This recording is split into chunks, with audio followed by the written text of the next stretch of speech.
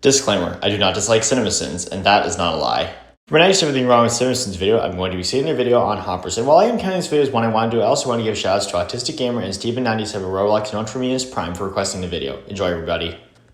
42 seconds spent on one goddamn logo. I mean, this Disney logo has been shown in a lot of the recent films from Disney and Pixar prior to this film, so I don't know why it's a problem for you now. And heck, when this Disney logo played when I saw Strange World years back in 2022, I said to myself that you likely wouldn't like how long it is. Also Disney. Okay, I know they've done some not great things, but from my perspective, they've still given us movies that I think are really fun and enjoyable to watch. And even with ones I think aren't as good as others, they can still be fun. Kids. But this is something that bratty kids would do, and it also sets up Mabel and her love of animals and how she wants to keep them safe. Also, between the Luxo Jr. cameo and the Finding Nemo shoutout, this movie is already in full-on Pixar Memberberries masturbation mode less than 2 minutes in, and I don't like any of it. Ignoring the disgusting remark, that sounds like a you problem, since when you're watching a Pixar film, you're expected to find Easter eggs of things from the past or upcoming films, such as the Luxo Ball. So I think I'll give out my award here. I'm Mabel, and I'm gonna get you out of here. Mabel's heart is in the right place, but stealing is stealing, and therefore my hands are tied, mainly because Mabel tied them up, so I couldn't tell on her before she escaped. And Mabel. But this is meant to be a character, not film flaw, since this is establishing that the methods Mabel takes to save animals aren't the best methods. In other words, the movie itself agrees with you that stealing is wrong. Hey, you! What's in that bag? The frog noise comes after he asks this question. So why is a random janitor asking a random student what is in their backpack at school? Why wouldn't he just assume books? Maybe because he saw the backpack moving before he asked the question? Also, the idea that any janitor gives two f***s what kids are doing at the school is hilarious in its own right. Hoppers doesn't school janitor correctly. I mean, he saw the backpack moving, which isn't natural, so isn't that understandable enough for him to be suspicious of what Mabel is doing? You cannot bite people. Citation needed. I mean, she did bite one of the faculty members. Mom, I gotta get back to work. Can you take her for a few hours? Thanks. Mabel is already out of the car when her mom asks Grandma Tanaka if she can watch Mabel, and she drives away before Grandma Tanaka can even answer. Mabel's mom is a dick. Grandma Tanaka likely would have said yes, since she and Mabel have a strong bond, as shown in the movie. I used to get really mad, but not anymore. Want to know my secret? Ooh, let me guess. Cynical indifference disguised as realism? Constant unregulated online shopping? Psychedelic drugs? Yep, knew it. No, it's that Grandma Tanaka is able to relax herself by being in nature. That's something that's proven to help folks calm themselves and feel better. Also, Jeremy yells at the screen cliche. I considered removing a sin for this great message about the value of being outside and experiencing nature. Then I realized how depressing it is. Such a message needs to be communicated to people in the first place. But similar to what Grandy Tamaya said, you should have removed a sin here, since the movie is sending us a good message about nature. A special place montage, special places for all the sometime. And is that to show us how much the glade has become a part of Mabel's life as she's grown up and spent a lot of time with her grandma? No matter what happens, you've always got this glade. She does not. More yelling at the screen. Telling me it's present day, but not giving me the actual year it's supposed to be. So I just have to assume this is the year of our Lord 2092. And then I have to send the movie for there being no flying cars or humans implanting their minds into the body of a robotic animal. Wait. Like I said in the Mr. Peabody and Sherman video, the usage of the phrase present day is meant in the context of the film, not the real world. So since the film began with Mabel as a child, we're now cutting to the present moment of her as a young adult, hence the present day usage. Gotta go, Grandma. It's a Disney movie, so the main character's parent and or grandparent has to have died cliche. But there are Disney movies that don't have deaths as the main character's parental figure, such as Mulan, Strange World, Hercules, and Zootopia. Skateboard animation looks so fakey. Hey, You gonna tell us why, or do you just expect us to agree with you here? the idea that in 2092, walkie-talkies are still the most common way of communication on a job site. It's almost like 2092 isn't the year this film takes place, or something. Hey, get off the beaver dam! It's full of dynamite! The thing my college girlfriend said to me one night after we both ate too much Mexican food for dinner somehow makes its way into the script. Jeremy says something random cliche. Also, this petition signing montage, petitions on for all the sometime. And that's to show us that no one else in Beaverton cares about the glade like Mabel does, and that they support Jerry building the Beltway. I'm just as confused, Mabel. Who doesn't specify what type of bread they want? This is how you end up with raisin bread, people. Really? Hitting your Cartoon Network in my Pixar movie. But since the creator of We Bare Bears directed this film, wouldn't it be a sin if it never had an Easter egg or a reference to that show? Those animals are gone. They left after the resident beaver moved out. And as clued into animal activities as May is, she should honestly already know this. This might be the most unbelievable part of a movie that includes human beings zapping their minds into robotic rodents. Don't you mean Mabel should already know this, since there isn't a character in this movie named May? This majestic manipulation of multiple magnets is maddening. Why? Look after this place.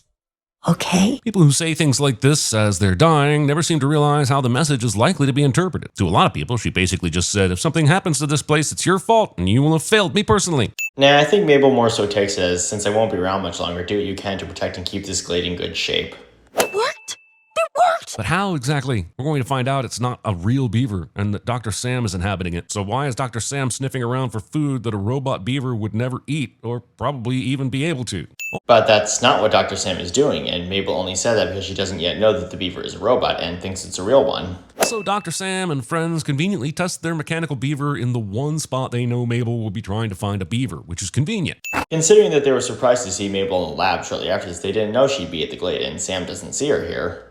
We call it hoppers. Hop credits. But considering that the Hopper's technology is an important element to the film's story, wouldn't it be a sin if they never said its name?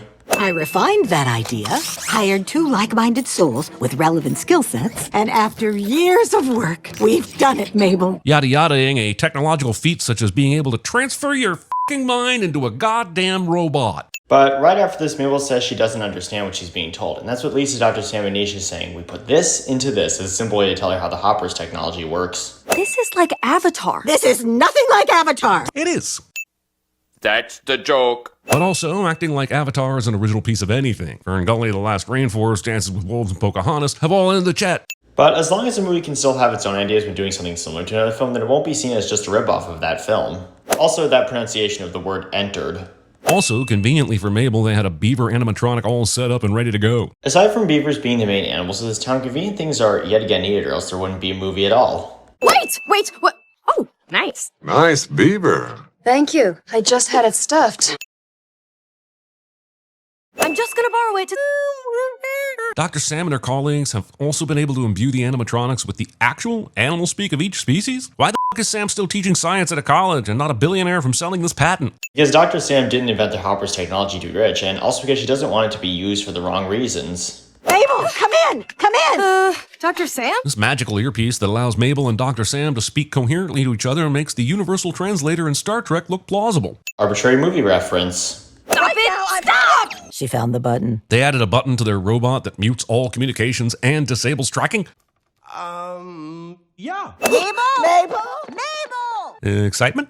Yes. Quiet down, food. My kids need to eat. Using "my kids are hungry" as an acceptable reason for murder. I mean, this is nature, and there are some animals that have to eat other animals in order to survive. Also, a movie with talking animals conveniently makes it convenient for all species to speak the exact same language cliche. And without that convenience, the movie wouldn't happen, right? What's that? It's an arrow, Ted. Discount Charlotte would be excellent at stating the obvious sins. So, sending something you like? Whoa! Look at all those species! A person who studies animals for a living in their natural habitats is shocked to see animals in their natural habitats. Do said species normally gather together for a meeting? I'll answer that for you. No.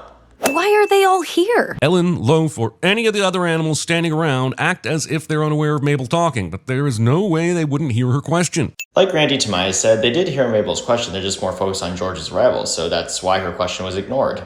How did he get a little crown? That's your question? As it should be. It's the most important question. Jeremy yells at the screen cliche. Hello to you, Steve. That's pond rule number 2. When you gotta eat, eat. Casual murder of Steve is casual. But that scene you just played of George saying what pond rule number 2 is literally debunks your sin here. Why did everyone come here? Hey, psst, I'll tell you. Oh, hello. Ah, yes, the exposition worm, evolutionary cousin to the earthworm. Ah yes, Jeremy's sending exposition yet again, which movies do need. Whenever animals lose their homes, the king invites them to come live here. That's why he built this crazy place. Thinking you can build nature. It's almost like animals building homes with materials like sticks is a part of nature or something. I'm really flattered, but I'm married to the job, and I'm not looking for a mate. And not to mention, I'm way too old for you. I hate to be the one that has to tell you both this, but artists on the internet are going to make you guys regardless, so you might as well. Take a cold shower, Jeremy. There's just this noise. It sounds like... This scene of the animals impersonating the pond noises on for all the sometime. Sending this funny part of the movie, that's worth a few extra. Making the speakers this obvious to find. I get Mayor Jerry isn't worried about the animals discovering anything, but what about someone like Mabel? Someone on the approval committee, or another animal activist that might give a shit? Most humans wouldn't be this far in the woods though, and they also wouldn't have heard the noise, so I can see why no one's noticed it. Mabel! Mabel, I don't think beavers can climb! This one can! I like Mabel's enthusiasm, and while beavers have been known to climb angled trees or logs to get food, they aren't commonly climbing vertical trees, and therefore Mabel is getting a sin. But she shouldn't since she's a human, right? Right? It's hard to be mad when you feel like you're part of something big. What I tell myself every time I read YouTube comments on our videos somehow makes its way into the script. Jeremy says something random cliche. Do each of the different animal kings and queens perform their dramatic intro sequence every time they meet? Or do they just want to spice this meeting up because they know it'll be in a movie? Probably the latter, especially since we haven't yet met the council, so it's understandable for them to do this dramatic intro sequence here. Humans have overrun your glade and driven its residents onto your badly overcrowded shores. Now you seek our help in reclaiming it. Everyone with half a brain watching this movie already knew what King George and Mabel wanted to ask the council, but I'm glad they repeated their request for all the quarter-brainers out there. After all, quarter-brainers are the ones leaving the reviews on Rotten Tomatoes that other quarter-brainers use to decide whether they will see the movie, so the movie needs to appease them. Firstly, the insect queen said that so that she and the other council members have an understanding of what Mabel and George want.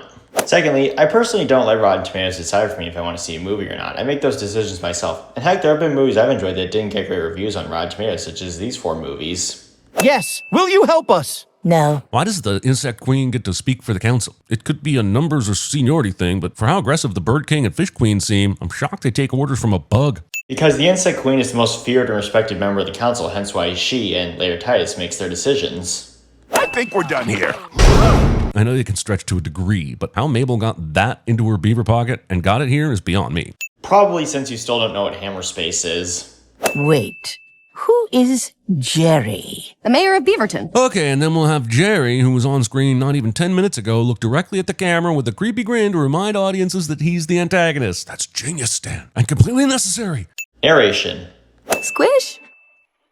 Oh! Telling a bunch of animals that they will be killed and removed from their homes if they don't do something about a particular person, and then being surprised when the animals decide they should kill that person. There's a difference between rising up against those who've done you wrong and taking their lives, and Mabel just wanted the council to rise up against Jerry to take back the glade and didn't expect that they'd want to actually kill him. Then the real fun can begin. Waiting until 54 minutes into your movie for the real fun to begin. I don't know. I mean, I feel like the movie was already real fun right away, and I'm sure others feel that way too, so I'll be giving out my award here. Attend me as I pupate. Forcing people to attend you while you pupate without their explicit consent. But Titus is a villain, and do you really think a villain would care about consent? Also, Titus's caterpillar hormones just so happen to be at the perfect levels for him to pupate immediately after becoming the insect king. Yeah? So? Because I'm so tired of feeling this way! Like everything's broken. Skip! Trust is like a dam. It is not. It's gonna leak sometimes. It should not. So both of those sins were just Jeremy yelling at the screen, so like I did in my Lightyear video, I'll add 10 sins here instead of the usual 5.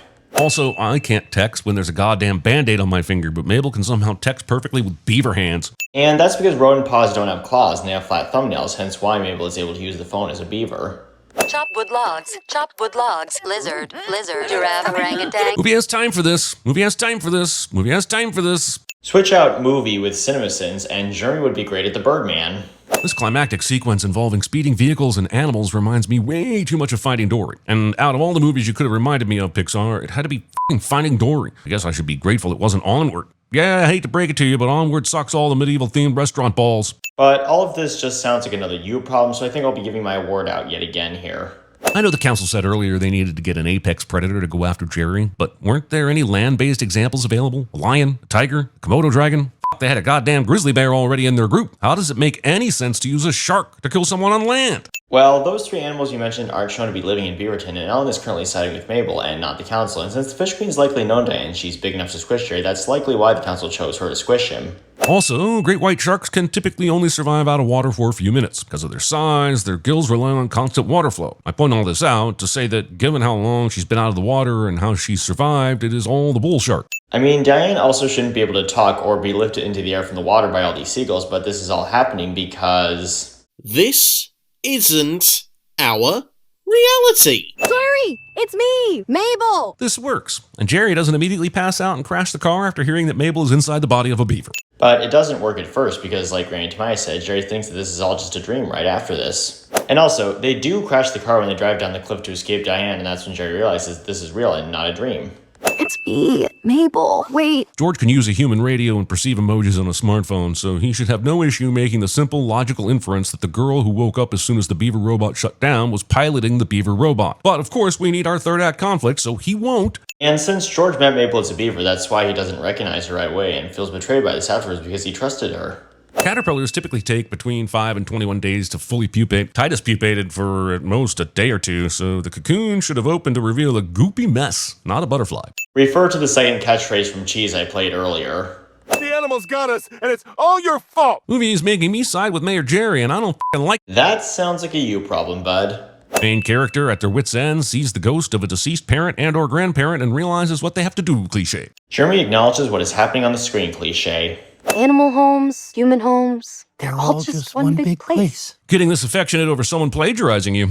Well, he's feeling that way since it's helping him realize that Mabel does genuinely care about him and the other animals despite being human, so... Nice speech! Too bad it sucked! Thinking that the caterpillar equivalent of an angsty teenage boy is going to be moved by sudden therapy, especially in front of a crowd. It's almost like Mabel anticipated that talking to Titus wouldn't work, and that's why she came up with her plan B or something. I don't buy Jerry suddenly having the platinum-plated pair of balls required to do this. So, are you going to tell us why you don't buy this? This movie's most important message is how Face ID on a phone is. Face ID. But it makes sense why it didn't work here, since the mask of Jerry's face came off, and thus the phone doesn't recognize Jerry here. Deus Ex Machina! No, no, no! Also, they are able to get this dam taken apart in time to save the city from a raging fire, and that is all the beaver Also, luckily for everyone, the dam is centered exactly in the right path for the water to get to the city. But right here, you're showing the seagulls using Diane to break the dam, which should have made you realize you should have revised the previous scene, because without her, the animals wouldn't have been able to extinguish the fire and save Beaverton in time, like Grandy Tamias said. Alright, folks. Let's clean this place up. I want it looking like we were never here. I, the former antagonist of this movie, would like to announce that I am doing something to prove I am an antagonist no longer, cliche. Jeremy acknowledges what is happening on the screen, cliche. And here's the result, everybody. This in total was 244, and the sentence will be, when you gotta sin, sin. Thank you for watching, everybody, and have a nice day.